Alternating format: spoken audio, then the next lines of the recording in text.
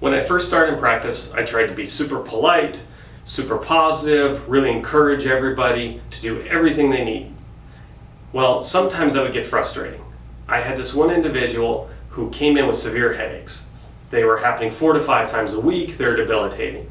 After 3 or 4 weeks of treatment, she was getting pretty good. The headaches were mild. Then all of a sudden she'd stop. I wouldn't see her for 3-4 months. She'd come in, severe amount of pain, the headaches were right back to where they were again. We'd go through the same treatment, get them pretty good, and she'd disappear again. She kept doing this over and over again.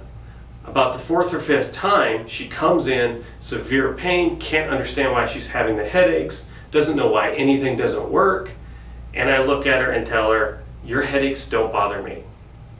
You can either do the things you need to do to get rid of them and not have them come back, or you're going to keep doing this game over and over again, and this probably isn't the place for you. Well, that was kind of a 2x4 across the back of the head for her.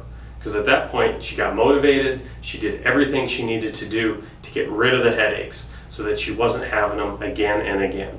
And what it took was, instead of stopping at the mild to moderate stage, she continued to do the exercises, do the stretches, do the right treatments, and her headaches disappeared.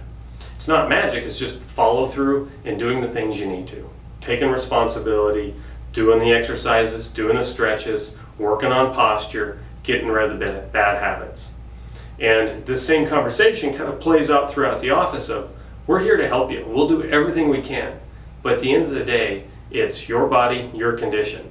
If it just takes that little extra motivation and somebody being blunt with you, we can do that. We'll help get you where you need to go and encourage you along the way, and sometimes we'll be very, very direct.